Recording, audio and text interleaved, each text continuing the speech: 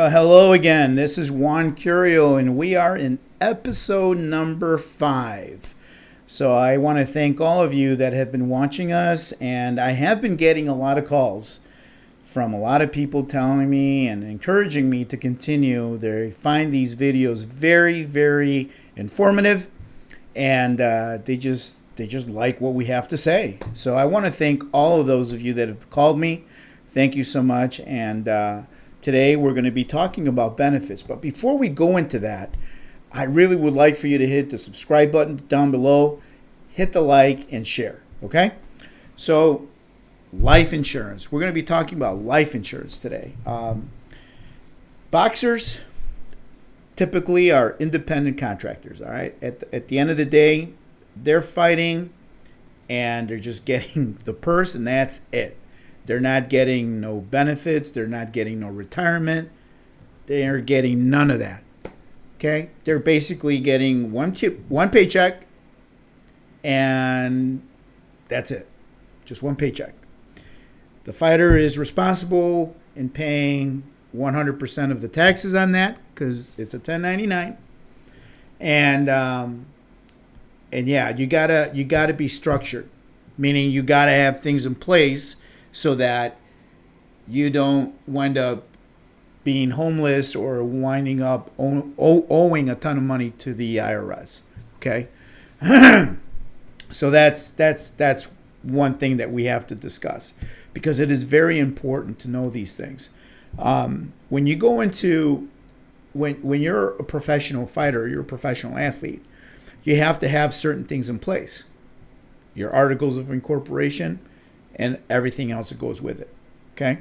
And understand that in order to have something when you're about my age or maybe a little older, you got to be able to save. So you got to be able to allot a certain amount of money.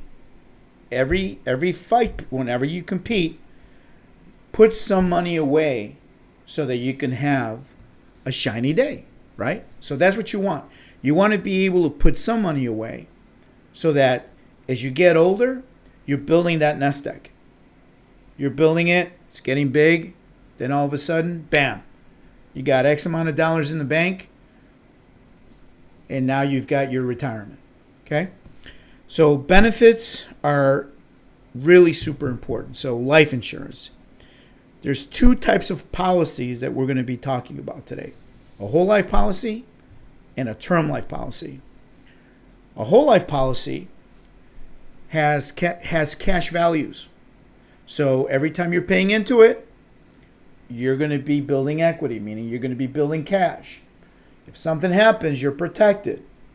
Now, these policies typically will give you a guaranteed interest rate between 3 to 4%, and it's accrued. It just goes. It's compounded.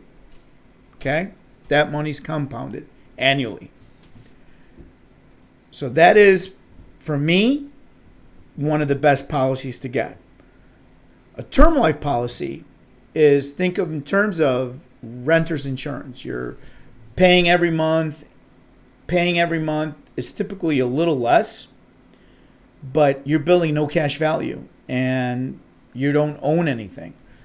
With a whole life policy, you would be owning that policy. And with a term life policy, you don't really own it. You're renting it. If something happens, then they'll pay. This one is less expensive, but if you're going to be in it for the long haul, I would rather have a whole life policy. But that's up to you, okay? Now, benefits are extremely important in this industry because in boxing, there are no benefits. It's basically solo. You hear all these horrible stories about these fighters that made millions and millions of dollars, lost their fortune, lost their homes, lost those fancy cars, lost all that jewelry, all that bling, and now they have nothing. Okay? So remember that windfall, that money that you're getting is not always going to be the same. It's always going to change. And I admire those fighters like Canelo, like Mayweather, that are high profile athletes that are able to think ahead and are able to be very strategic with their investments and are very smart when it comes to thinking about their future. Because life after boxing, it's imminent. It's going to happen. I can tell you that being a member of the American Boxing Organization, getting these 2 or 3 carriers on with us was kind of tough. It was a little challenging, but we were able to obtain those contracts with those carriers because even though we're a smaller organization, you know, we can reach to the masses, and we can really make a difference and bring you some peace of mind. So there are a lot of benefits to being a member of the American Boxing Organization. Now, there are other things that you should really think about too. There are other investment vehicles you should be looking at investments like Bitcoin or, you know, the stock exchange, and, you know, think about things like that in the future. You know, thinking maybe purchasing a home, you know, investing in property, in real estate. Those things are, you know, really important because, you know, they accrue, they grow in time. And work with a financial advisor, work with a professional in the industry, work with somebody that can guide you the right way. That advice is golden. And believe me, when you get to be my age, that stuff will be like, man, you know, Leroy Murphy, he's our chairman, and Leroy works a job, his career, he works for the city, but he was able to save for his retirement. So he's got his retirement. He was able to put some money away from his boxing, and he was able to make some really wise moves. So when he retires, he'll be happy. But then you've got others that will take the money they've made. Let's say they made $100,000 in their career, and they went out and bought cars and chains and gold and this and that. Man, that's not going to get you anywhere because all that stuff depreciates, and you don't want that. Being young, you got to think about the future. You got to think about tomorrow. It's very important that you do that.